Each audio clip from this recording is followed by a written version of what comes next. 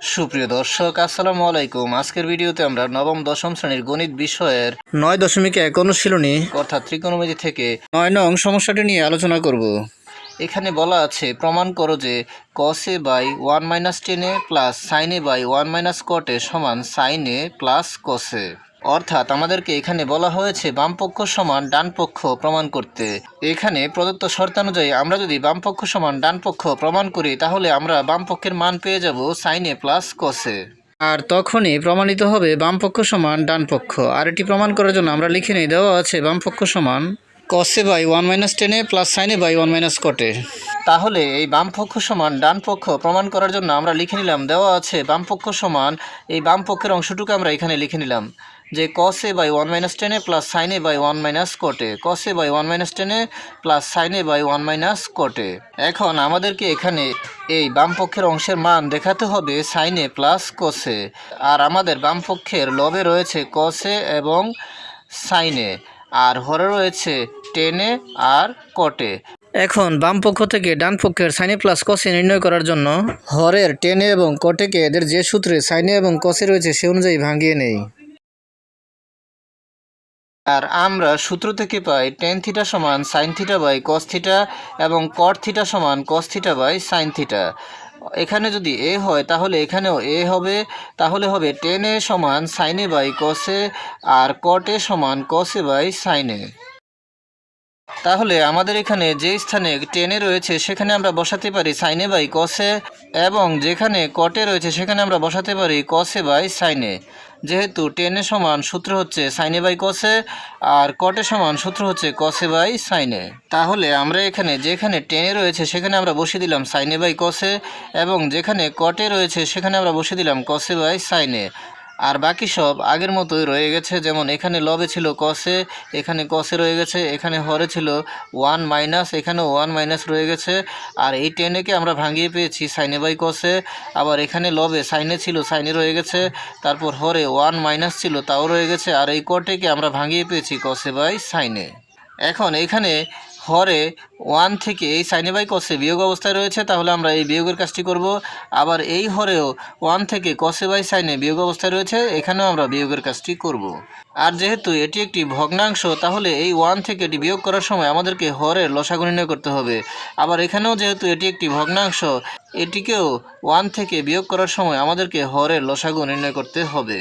তাহলে এখানে লবে cos a রয়েছে আমরা বসিয়ে দিলাম, আর এখানে 1 এর নিচে মনে মনে 1 রয়েছে, আর sin এর নিচে যেহেতু cos a রয়েছে এই cos a এবং 1 এর লসাগু হবে cos a। তাহলে আমরা এখানে লসাগু বসিয়ে দিলাম cos a, কারণ লসাগু হচ্ছে কমন এবং আনকমন।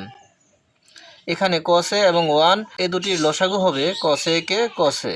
এখন আমরা বিয়োগ করার জন্য এই 1 এর নিচে মনে মনে যে 1 রয়েছে সেটি দ্বারা যদি এই cos a কে ভাগ করি তাহলে cos a হবে, আর সেই cos a দ্বারা এই লব 1 কে গুণ করলে হবে cos a K cos a। তারপর এই cos a দ্বারা এই cos a কে ভাগ করলে হবে 1, সেই 1 দ্বারা এই মাইনাসের sin a কে গুণ করলে হবে minus sin a K minus sin a। তারপর প্লাস, তারপর এখানে লবে sin a রয়েছে আমরা sin a লিখে দিব।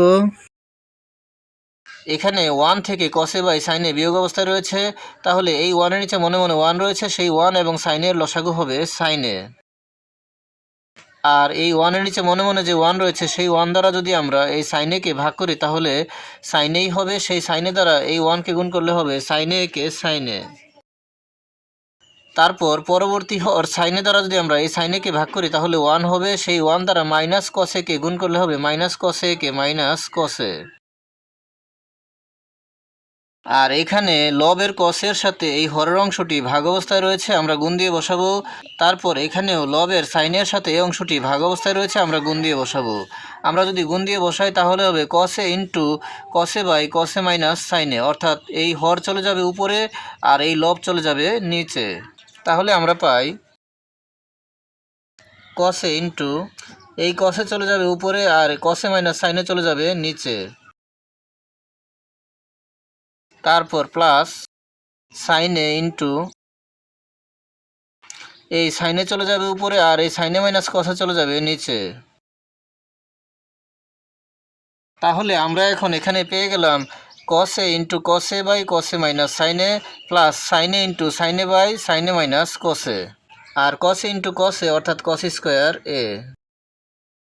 বাই কসে মাইনাস সাইনে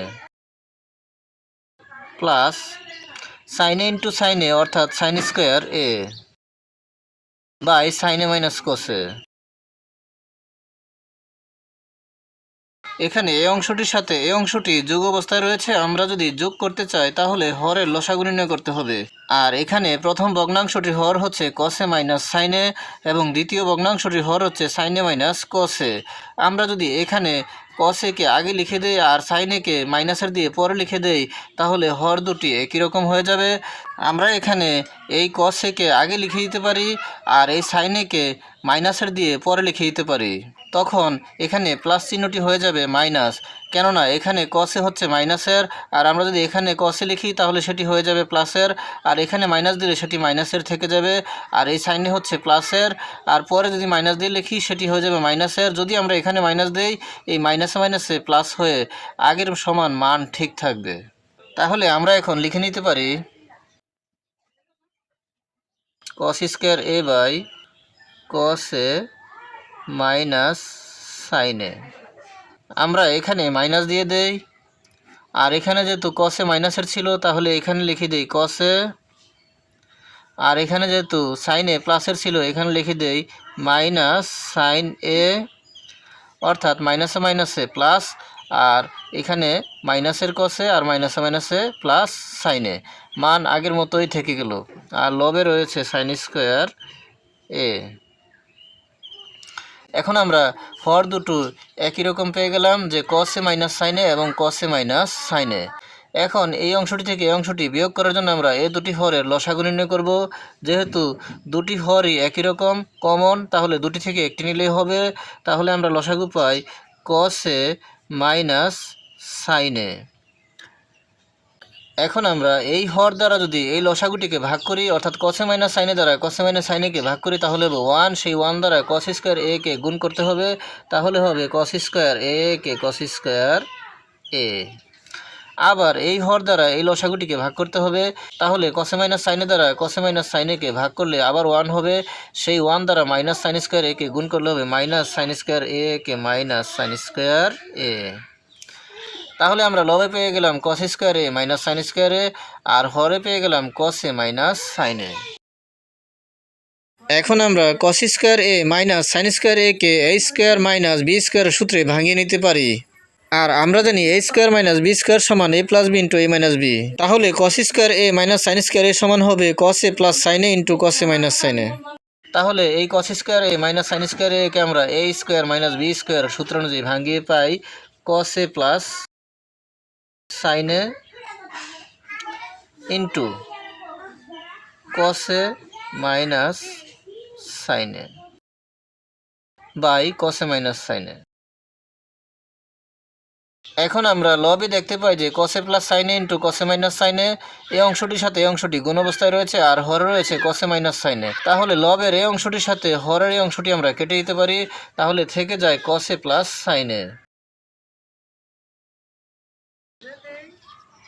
এটিকে আমরা সাজিয়ে লিখলে লিখতে পারি সাইন এ প্লাস কস এ সমান সাইন এ প্লাস কস এ। আর আমাদেরকে প্রশ্নে বলা হয়েছিল cos a by 1 minus tan a plus sine a by 1 minus cot a সমান সাইন এ প্লাস কস এ। আর আমরা এখানে এই বাম পক্ষ থেকে cos a by 1 minus tan a plus sine a by 1 minus cot a থেকে পেয়ে গেলাম সাইন এ প্লাস কস এ। অতএব আমরা লিখতে পারি সমান ডান পক্ষ। সুতরাং আমরা এখন লিখে দিতে পারি সুতরাং বাম পক্ষ সমান ডান পক্ষ প্রমাণিত। তাহলে আমরা এখন লিখে দিলাম সুতরাং বাম পক্ষ সমান ডান পক্ষ প্রমাণিত। আজকের মতো এই পর্যন্তই। ভিডিওটি ভালো লাগলে লাইক কমেন্ট ও শেয়ার করে দিবেন এবং চ্যানেলটি সাবস্ক্রাইব করে পাশে থাকার অনুরোধ জানিয়ে সকলের সুস্বাস্থ্য কামনা করে এখানেই শেষ করছি। আসসালামু আলাইকুম।